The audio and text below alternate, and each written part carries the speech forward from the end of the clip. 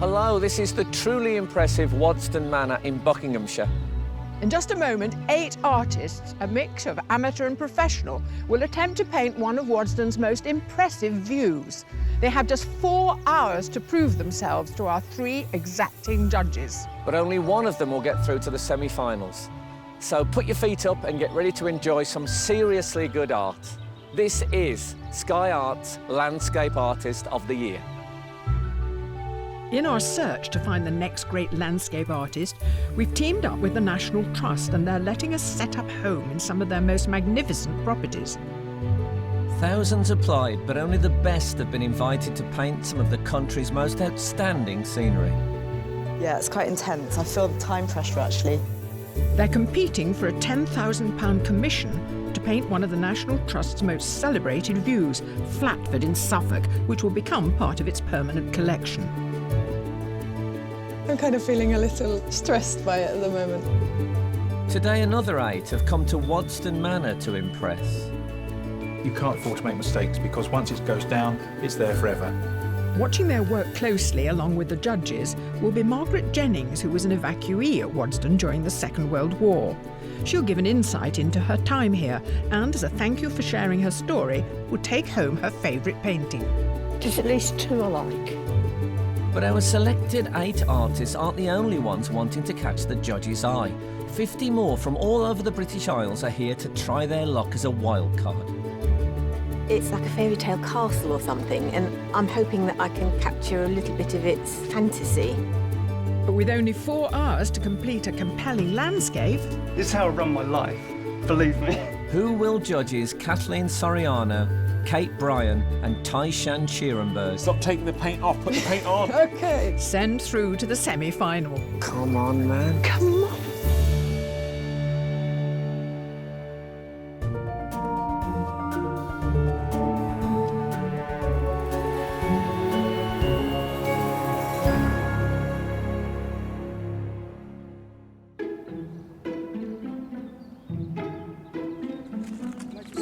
Here to impress the judges today are professional artists Titus Agbara, Lucinda Metcalfe, Claire Horde, Franny Sanders, Toby Mulligan and Paul Godin.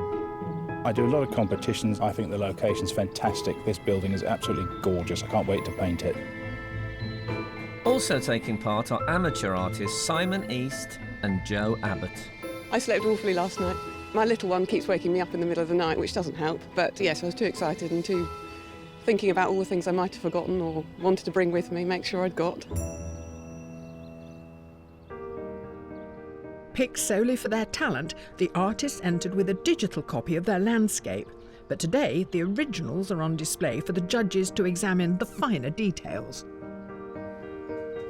When you see them here, what's your initial reaction? My initial reaction is the different textures of the paintings and how the paint's been applied. I mean, this one, I liked its painterliness and its inventiveness of mark making. Seeing it in the flesh, it looks a bit sort of, well, I don't know, it looks like it's been kicked around the studio floor. Yeah. But it's definitely someone today that, given the conditions and this kind of overcast weather, could really pull something out of the bag. Now, this is really different. Lino cut.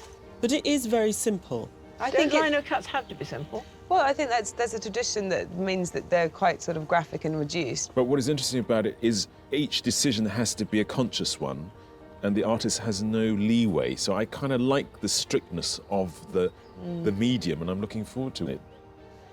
This is by someone who entered last year. I don't know whether you recognise the style. Is it palette knife Titus? It is indeed, it is indeed. I can't believe the detail. Yeah. It's got a nice movement through it. It looks like he's worked really hard to get that composition right. Wow, look at those roofs. It's quite brave to just show you exactly what he sees. I'd always want to get the houses out of the view of the grand church. Well, it'd be interesting to see what he does with shrubs and trees as opposed to roofs and cathedrals.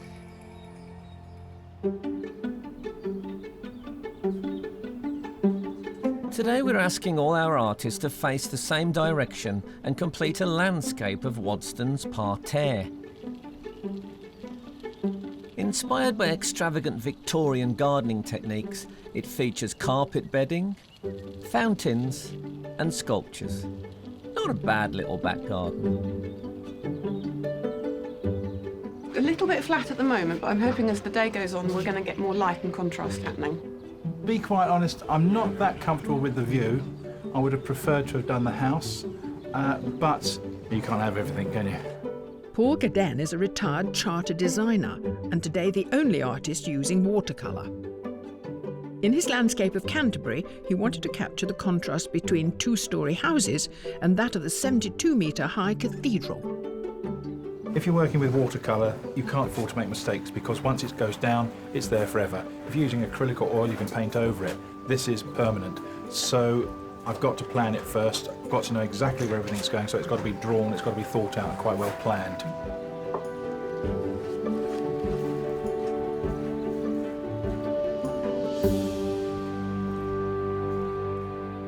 Artists, your challenge to paint the view of Woodston Manor Gardens is about to begin.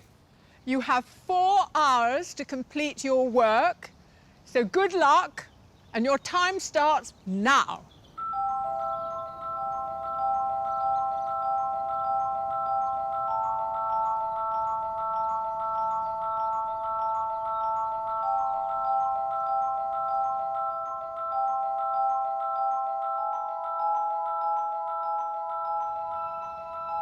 Presented with a complicated landscape, the artists have to decide which elements to include.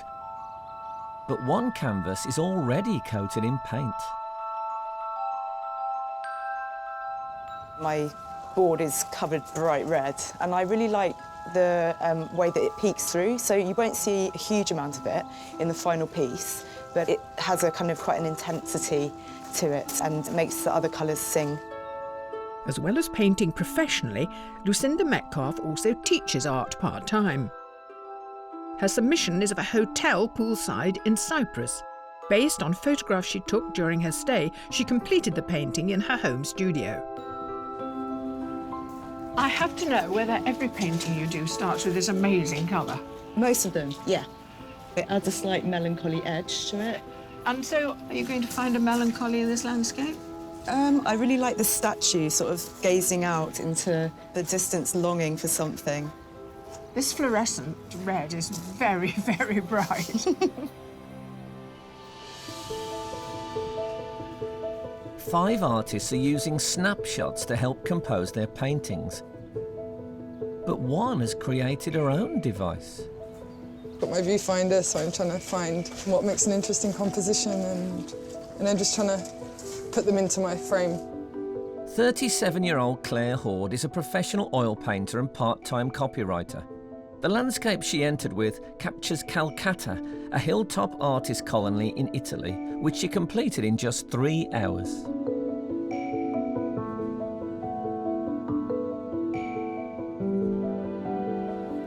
You know, some people start and almost immediately you can kind of see what that finished painting is going to be. Yeah. That's not the case with your style, is it? I think the way I sort of work is more like you don't really know how it's going to work out. And No. it just reveals itself over time. I'm presuming that this sort of shark fin is the fountain. I'm looking forward to that moment when, you know, abracadabra, Yeah. woomph, and there's the whole thing. Now I'm just going to see a shark fin. I'm sorry, I shouldn't have mentioned the shark fin. I have great faith in you. Thank you. So good luck. We'll see.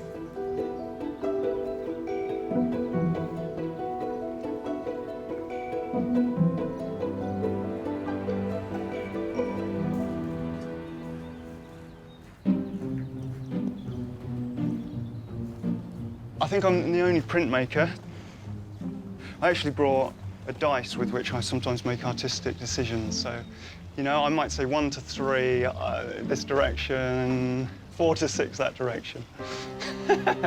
Amateur artist Simon East is a molecular neuroscientist who's also written a novel and been longlisted for a UK Poetry Prize. He prints lino cuts, like this one of Port Meadow in Oxford, with an abstract element to his scenes. It's quite an aerial view almost, isn't it? Yeah, so basically I'm having to invent it a little bit in order to open up the angles. If I were to draw it as I'm seeing it, it would be a very shallow view. Mm-hmm. So the purest school of garden design we're going to see reflected in your beautiful lino. That's right, yeah. Great, So, look forward to it. Thank you.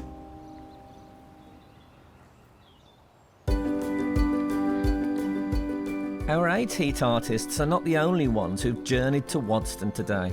On a first-come, first-served basis, 50 more have come from all over the country to try their hand as a wildcard.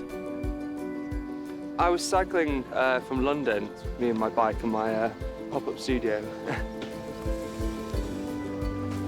I'm zooming down the M1 at 4:30 in the morning in my camper van, which is slightly falling apart. But I'm very glad to be here. Each with their unique techniques and varied levels of skill, the wildcards are vying for the judges' attention, because if one of them impresses enough, they could be in with a chance of a place in the semi-final. The building is like a fairy tale castle or something, and I'm hoping that I can capture a little bit of its fantasy.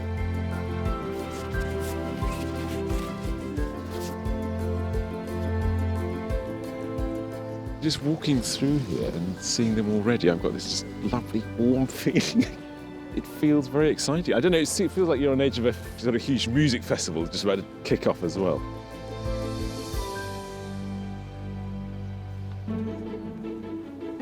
With a definite place in the semi-final at stake, our 8 heat artists have already had 1 hour of their 4-hour challenge. I'd say I'm a bit behind at the moment, but I'm going to try and really speed up on the cutting.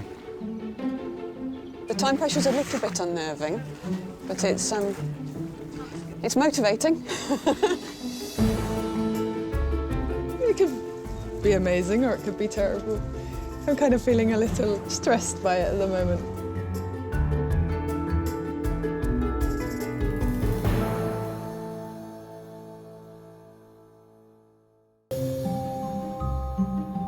Here at Woodston Manor in Buckinghamshire, our artists are competing for the chance to win a £10,000 commission for the National Trust.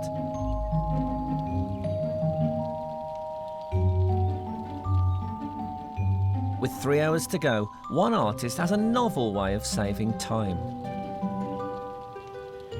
Toby, I hear you're one of those mythical beasts that's painting with both hands. Can this be true?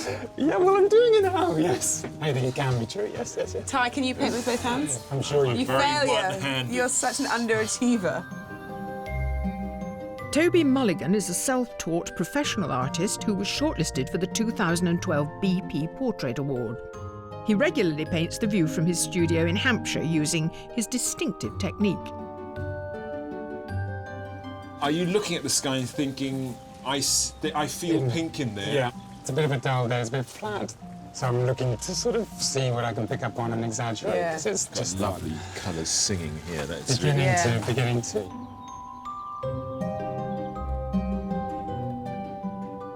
I like to be on the floor to start with, because when I put the paint on the canvas to start with, it's usually quite runny. 42-year-old amateur artist Jo Abbott gave up bookbinding recently to concentrate on painting. Her landscape of Milldale in Derbyshire was completed in 8 hours during a holiday to the area. It reflects a theme in her work, the merging of land and sky.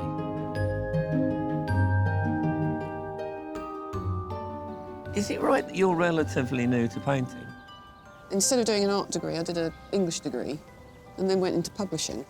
And it's only recently that I've got back into painting. You see, I feel that there was always a screaming wild woman inside you waiting to get definitely. out, and now here Very she is. Very frustrated, and now, yes, and it's all coming out.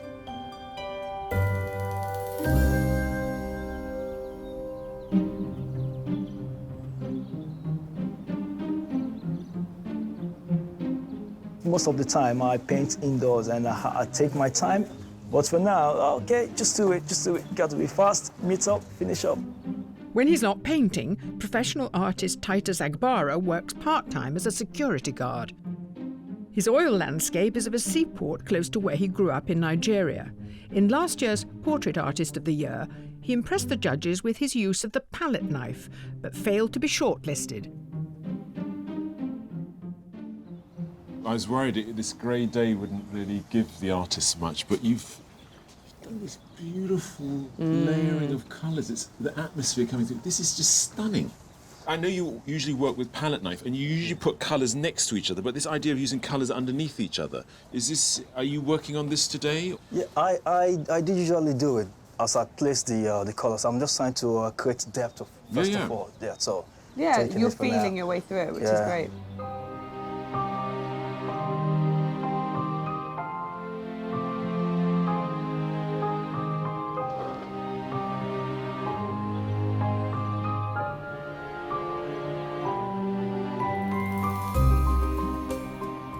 I think you've got a nigh on perfect position here. I've been very lucky. Obviously, the money got to you.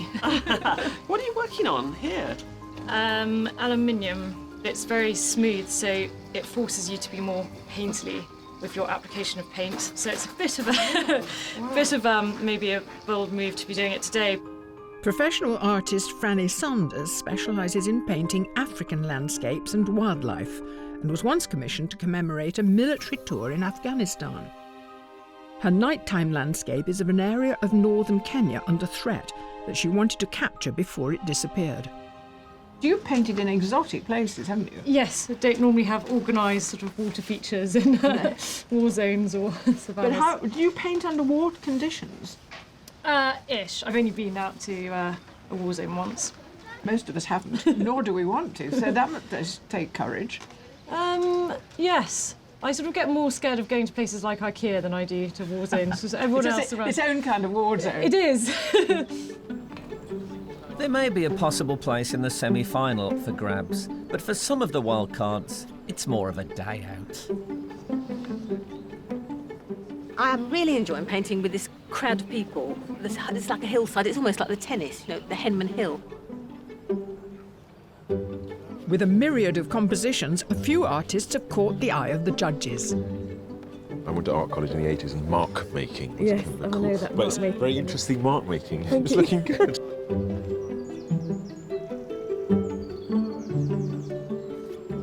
My goodness, you're actually putting people in.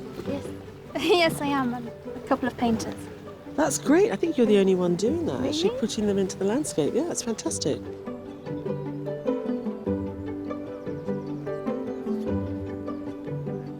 Keeping an eye on the art is the custodian of Wadston, the 4th Baron Rothschild. I think it's fantastic. And there's really good pictures. And also, I've never seen Wadston painted as many times in the whole of its history.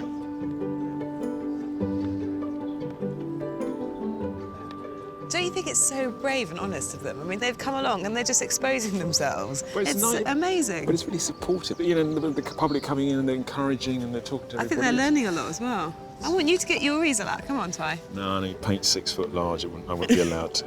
Yeah.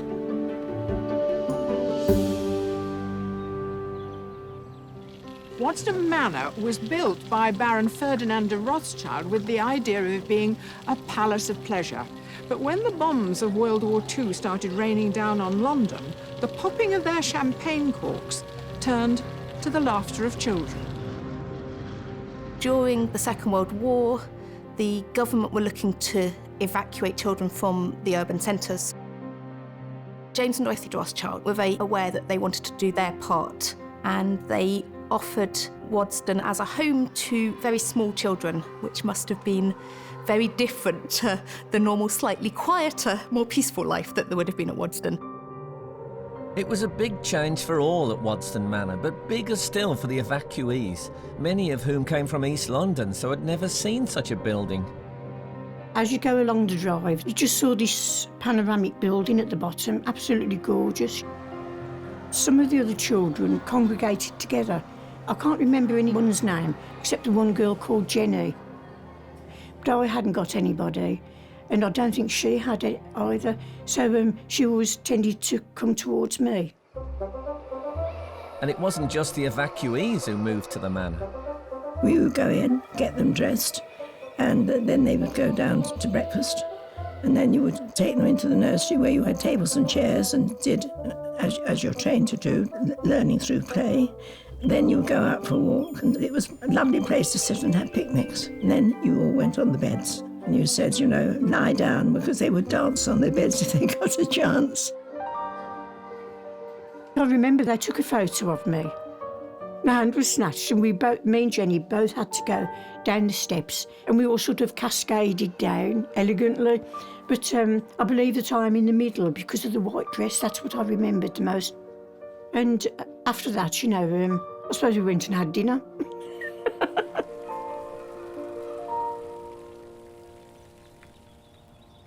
So, Margaret, we're sitting in these beautiful grounds, and you actually used to live here. Yes. I mean, there must have been things that you'd never seen in London. I hadn't seen horses, and a little girl called Jenny, she said, come and look at the horses, and I said, what's those? She said, you know, like what the milkman drives with the milk on. And I says, oh. You hadn't seen and that I ran either? off. I didn't like the look of it, you know, I was really frightened. So, later today, there's going to be several paintings on display, and you get to choose one to keep. Mm. Is that going to be a nice experience, do you think? Hopefully. I mean, I haven't seen them yet properly. No, they might be terrible. Oh, yeah. Well, you never know. No, well, let's hope they aren't. I hope you can find one you're all right with.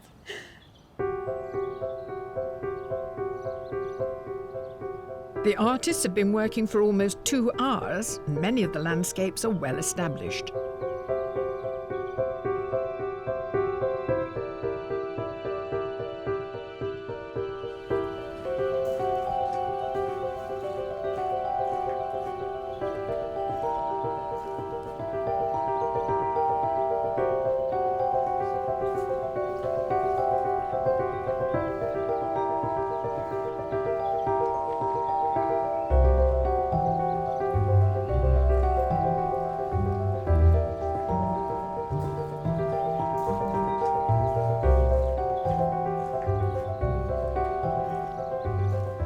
Paul, you studied architecture, didn't you? Yeah. Do you feel that that affects your art? It does, but I've spent most of my life drawing in one way or another. Doing things like this has an essence of being at work. OK. But it's quite refreshing. I speak to a lot of artists who talk about the emotional experience of painting and how they feel they're pouring their spirit into it. Oh, don't do that. No. No.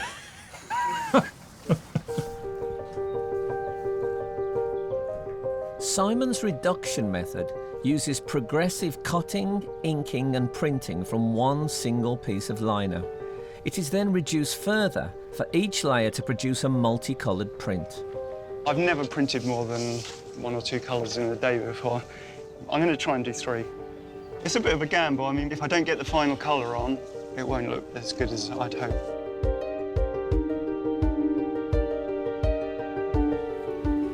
I've cut out the whites, so highlights, and then I put my paper down and I've used the back of the spoon.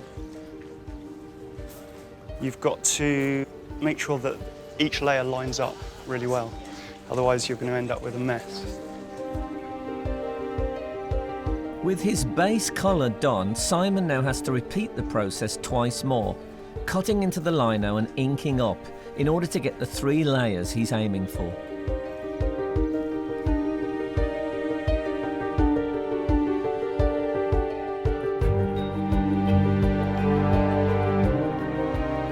It's nearly halfway through the competition.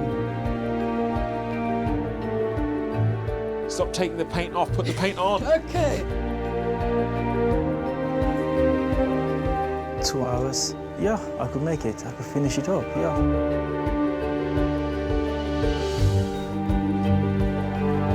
Normally I'd go away, have a couple of hours, go for a beer, come back. Yeah, it's quite intense. I feel the time pressure, actually.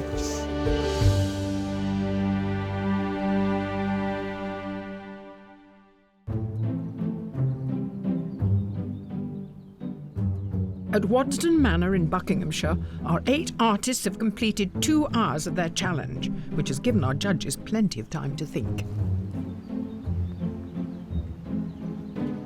We're halfway through the competition. What's your feeling? Jo talks incredibly intelligently about the way in which she constructs her paintings, and she understands the tension that you need to find in the landscape. It's not just about finding a pretty view. She's got quite a lot to do. I think she's got less to do than Lucinda has. And Lucinda is now ready to put on large amounts of colour so that the luminous red will vanish. Well, I think if she gets that right, that could be a front runner, actually. Yeah, I agree. Lucinda hasn't really got that far, and Paul next door, I think he's sitting there thinking, what do I do now? It's a very beautiful watercolour. But I'm not getting that sense with the parterre of that perspective that he was getting with the buildings. No, I think it's a much more gentle painting. Simon, he's taken one imprint, but it's very difficult to tell where it's going. He's determined to use 3 colours. And if he's got time, because he says he's never done that before in this short period of time, so we'll see. But I just want to see a bit more personality in that work.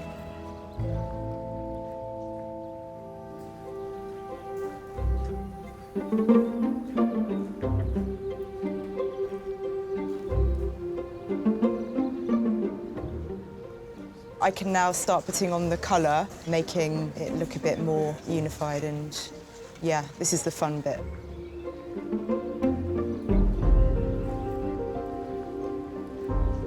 I've gone from blocking it in acrylics and making the mess on the floor in acrylics, and I've put it up here and I'm going in with oils now over the top. And it just refines it a little bit and it gives it a bit of luminosity.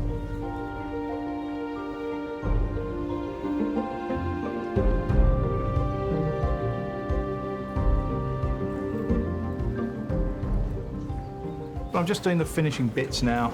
I'm not totally pleased with what I've got because it's a bit sort of splashy.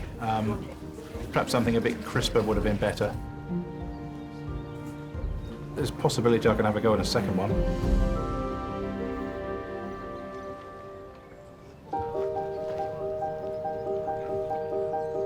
With the chance of a place in the semi-final for the Wildcards, the judges need to agree on which artist to choose, if any.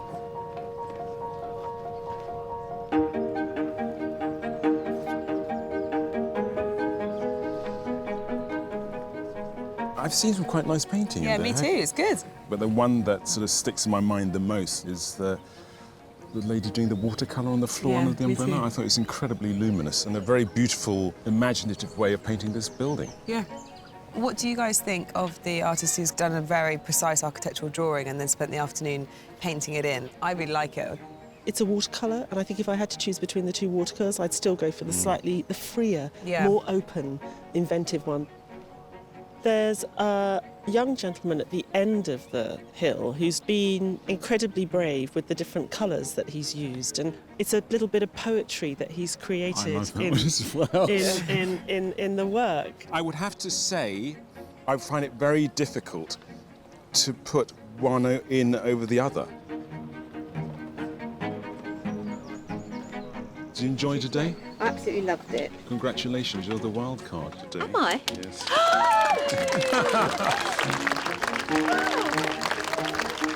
Hi there. You know how much I enjoyed watching you paint today? Yeah. Well, I'm pleased to tell you that you're also going through as a wild card. That's unbelievable. Thank you very much. Well done. Thank you. Anthony and Susan join a pool of other successful wildcard artists from across the heats, of which one will be chosen to go through to the semi-final.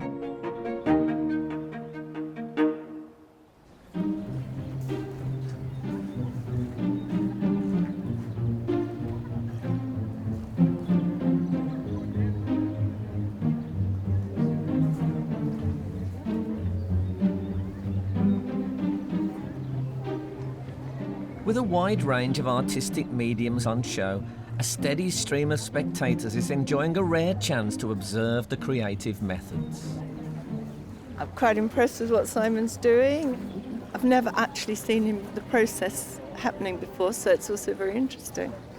If he's to be shortlisted, I think that will be a great change in probably his life or career. He might quit science, who knows, and do art instead. I've just picked up a couple of young women. You're Franny's sisters. You must be very proud. We've donated our artisticness to Franny. So you don't paint yourself? No. I'm loving this with the 3. I feel like I'm in the cause. Oh, really? Yeah. We're definitely not musical. Start singing. I'll join Okay, in I'm later. happy. Wouldn't it be lovely? Shall we do a little... No. No, okay. Okay.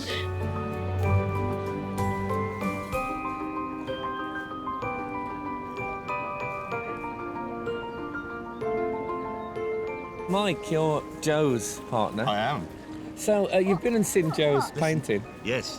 What do you think? Come on, be honest. I think it's starting to come together. I think she's had far too much time to think about things here today. Oh, really? She often does things over several days, so she'll do 20 minutes and then stop. Okay. As you can see. Why? Well, she doesn't have, yes, she doesn't have much choice, I'm guessing.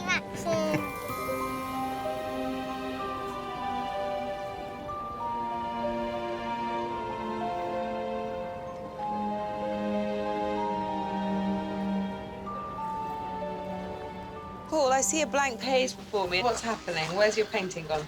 Well, it's hiding underneath here. I see, OK. I'm not 100% happy with it. I think I lost it a little while ago, so I'm going to try and see if I can do something with a second sheet. I should have stopped when I was ahead.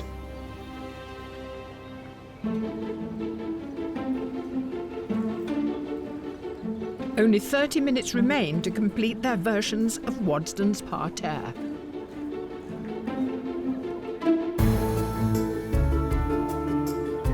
I could do better, but then I always feel like this.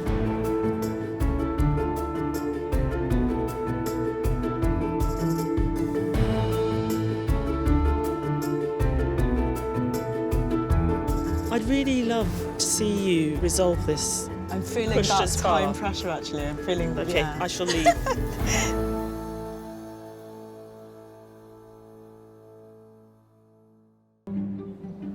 There's only 5 minutes left in this Woodston Manor heat of Landscape Artist of the Year.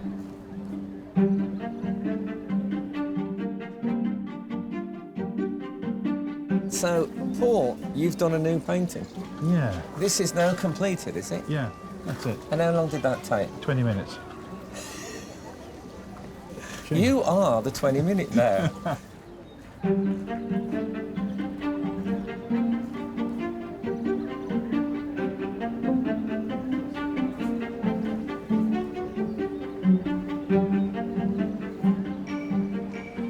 Just got a bit more to cut out, and then I'm just going to do the last layer in a complete mad panic.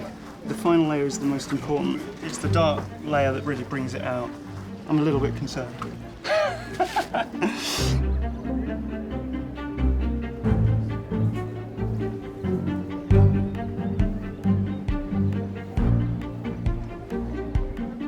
With time running out, we're feeling the pressure too.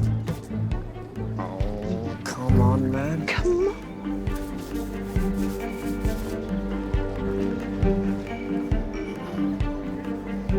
Artist, you have 1 minute left. I'm going to print it with hopefully with about 30 seconds. It's how I run my life, believe me. Here he comes, he's getting the paper now. Now just get it on there. Oh, don't start messing about it.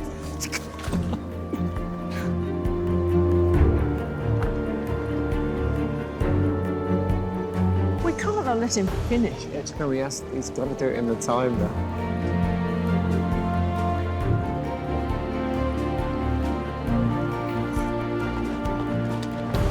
Here we go, here we go.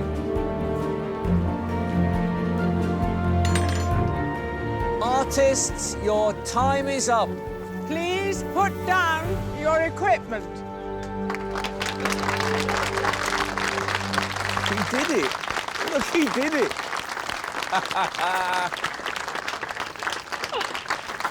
Blimey, my heart.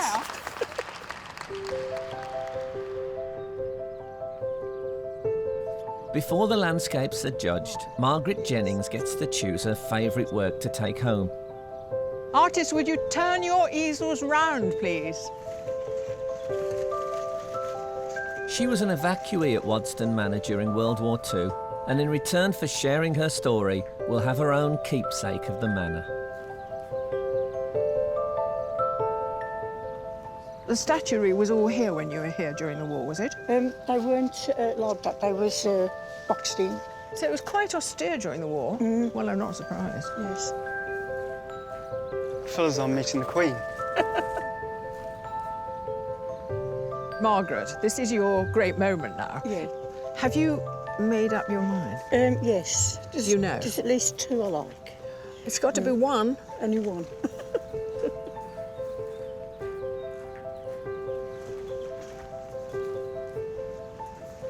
Hello, Titus. Hello.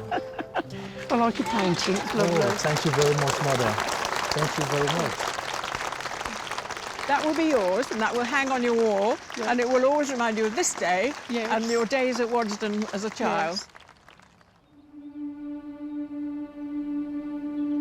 Now the judges must whittle the 8 artists to a shortlist of 3, from which one will be chosen to go through to the semi-final.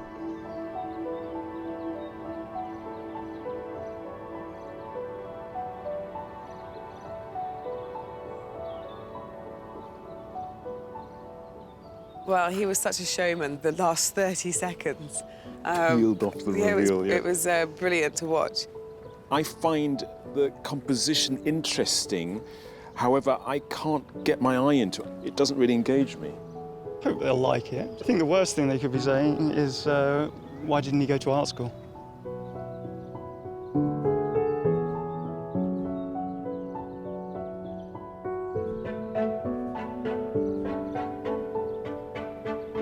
Lots of people will love this painting. It's a beautiful representation of a bucolic English scene, but it's so precise. Do you think it's got a lot to do with his tool, which is the palette knife? I understand why people really like this. I'm really glad it got chosen today. I'm really glad it got chosen today. Margaret chose my work. I was so happy about it. Just keep finger crossed and see.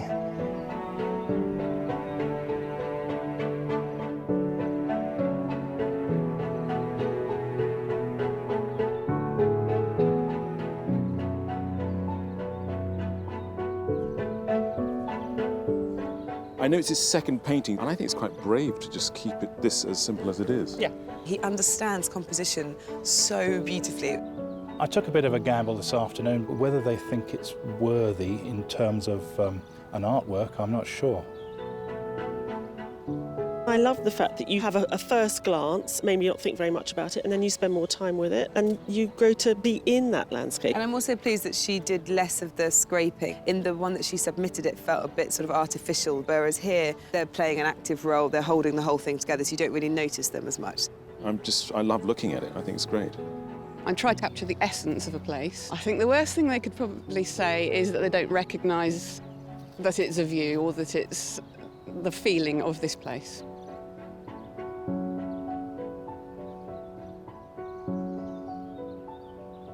I would probably go for that one. And then I definitely think we should have that one in too. Yeah. Artists, thank you so much for joining us at Woodston Manor today, and well done on creating some brilliant art. But the time has come to reveal who has made it to the shortlist. The first artist is Titus Agbara.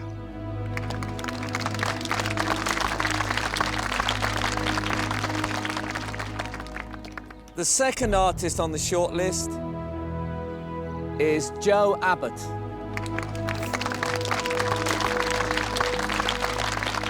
And the third artist to be shortlisted is Paul Gaden.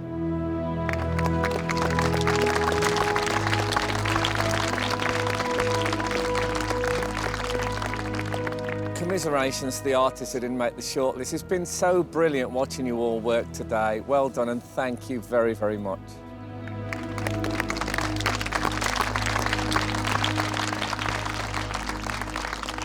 Obviously disappointed. It would have been fantastic to come back, but it's great to have been in a competition, so I'll take that forward, hopefully to more competitions.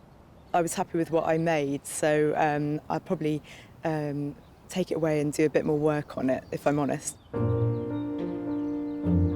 To help decide who will go through to the semi-final, the judges questioned Joe, Paul and Titus about their work. We love the desolateness of your Derbyshire peaks. And I was just wondering whether the busyness of this landscape here presented you with some difficult challenges. Normally my technique would be to go into the landscape and do sketches and then come away from it. The one I've done here, I did start off with actually a lot more landscape and pull the sky down. And maybe if I'd gone back into the studio with it, I'd have pulled it down even further. I'm really pleased that I decided halfway to pull back and simplify and reassess, because it's obviously paid off. It was a tense moment when I came over and saw a blank page and I thought, wow, OK, he's starting again completely. Are you pleased that you did? Yes. Today I just had to get that scene out of my system. It wasn't a scene that I enjoyed painting, and I thought I've got to do something I'm comfortable with, which is a simpler scene with a more graphic-y look to it. The other two artists that are shortlisted, I think, have excellent paintings, and I'm quite looking forward to seeing how that turns out. We loved the piece you entered because of its weird compositional device where there's actually no horizon. We guessed possibly that it was done from photograph, and today you were just as happy painting from life. Yeah, when I do an outdoor painting, it's different from when I'm in my studio painting. Okay. If I'm painting outdoor, I think it's kind of free when expressing myself. My palette knife technique was successful, so I was like very, very happy with it. So you have to keep my finger crossed. Hopefully, if it's me, then fine. Only one place in the semi-final is available, and the judges are faced with deciding who goes through. Quite a lot of variety in the three that you've chosen. Who was very, very nearly there? I love the Lino cut. I wish it was in the top three. Yeah. I just thought it was really, really clever and sophisticated and really evocative, but in its own distinct way. When I looked at Joe's pieces, they are quite similar, and I sort of thought neither of these are terribly dominated by what the subject is. You're right, on the surface, the marks and what she's doing with the surface of the painting look similar, but there are subtle differences, and I think she has responded to what she's seen today. All our shortlisted artists have found a way of reinventing themselves halfway through the day. Paul, he adapted to the day and really sort of went into unknown territory. I agree with you on that point, because if you look at Titus, working from a photograph, there was a sort of sense of flatness. But he said that, you know, he felt he could be a bit more expressive outdoors. And I think that's great that people can come and sort of say, right, what's the challenge that I've got and how can I best tackle that? And sometimes really good stuff comes from that. I think what we've got now is a good representation across the day. I feel pleased that we've got that range represented. Such a range. Are you agreed, do you think, on who the final winner is going to be? We might have to today? have a little chat, and but I think we're getting there. OK. Exciting. We'll leave it to you.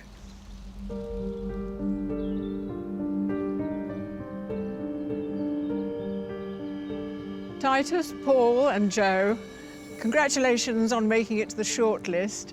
The judges were impressed by all your work, as you know, and it has been very difficult for them to make a decision, but they have made it. The judges very much enjoyed the artist's struggle and really valued what they achieved both in their submission and in their work today. And that artist is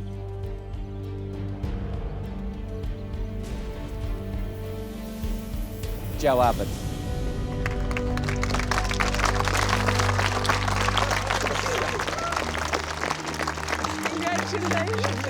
Well done.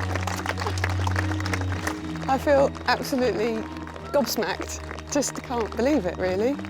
I can't stop shaking. Well done, Titus. Really good. Amazing what you've done in a day. I really love the experience. I'll just go home and continue with the painting which I left behind, yeah. Thank you so much. I looked at Joe's work, and she'd got marks on there which were really fantastic, and I really thought she deserved it. I'm going to have to go home, take it all in, and then I'm going to have to reassess the fact that I didn't think I was competitive, because I obviously am.